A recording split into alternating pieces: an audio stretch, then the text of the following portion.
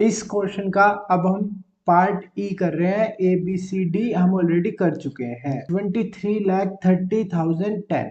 Okay, सो इसको हम number की फॉर्म में लिखते हैं 23,30,10। ओके, सो 23 लाख, फिर उसके बाद 30,000, 30 और फिर उसके बाद 30,000, और क्योंकि 100 यहाँ कुछ दिया ही नहीं हुआ इसलिए यहाँ पे 0।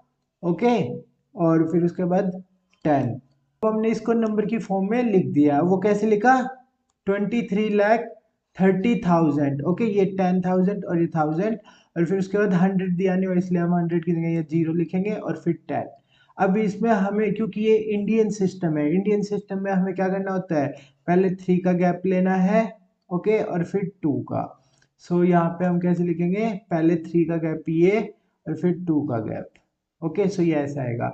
सो हम कैसे कर रहे हैं, 2, 3, 30,1,0। ओके, सो ये इंडियन सिस्टम के अकॉर्डिंग है। कैसे पता चलेगा आपको, यहाँ ये 1000 है और ये क्या है, लाख है।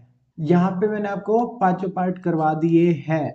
इनमें हमें क्या करना था, कोमास को पुट करना था।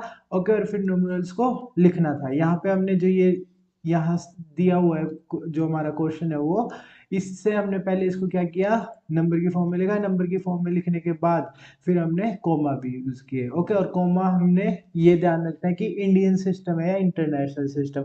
इंडियन सिस्टम में अलग कोमा यूज होता है और इंटरनेशनल सिस्टम में अलग तरीके से। ओके, दोनों में डिफरेंस है, वो मैं आपको ऑलरेडी बता चुका हूँ।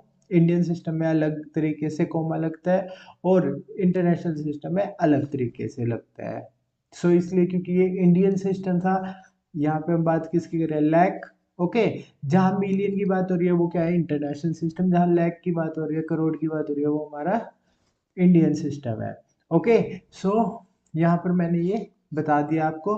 पहले हमने यहाँ से नंबर लिखे और फिर यहाँ पे हमने कोमा का यूज कर दिया।